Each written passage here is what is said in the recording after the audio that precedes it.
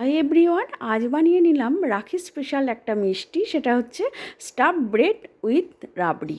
রাবড়িটা তৈরি করে রেখেছি, আর এদিকে আমি শুকনো নারকেল নিয়েছি, সেটা ঘিতে একটুখানি টেলে নিয়েছি লাল লাল করে। একটুখানি সুজি নিয়েছি, আর নিয়েছি সমস্ত রকম ড্রাই ফ্রুটস, কাজু, তারপরে আমন্ড, পেস্তা, এগুলো কুচি করে ভেজে নিয়েছি। আর একটুখানি সুজি তো নিয়েছি বললামই। সমস্ত ঘিতে ভেজে নিয়ে এই পুরটা তৈরি করেছি, আর এর মধ্যে দিয়েছি কনডেন্স মিল্ক, দিয়ে এটাকে মাখো মাখোভাবে তৈরি করেছি।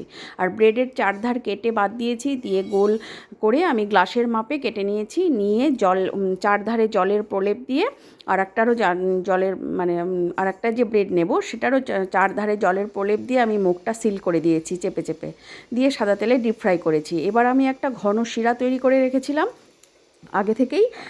সেই শিরাতে আমি দিয়েছি 1 কাপ জল আর 2 কাপ চিনি আর একটুখানি এলাচ দানা আর কেশর দিয়ে ঘন মতো শিরা তৈরি করে তার মধ্যে চুবিয়ে ব্রেডগুলো চুবিয়ে তুলে নিয়েছি। ওর ওপর থেকে দিয়েছি 1 চামচ ভরে ভরে রাবড়ি, আর দিয়েছি পেস্তা বাদাম কুচি।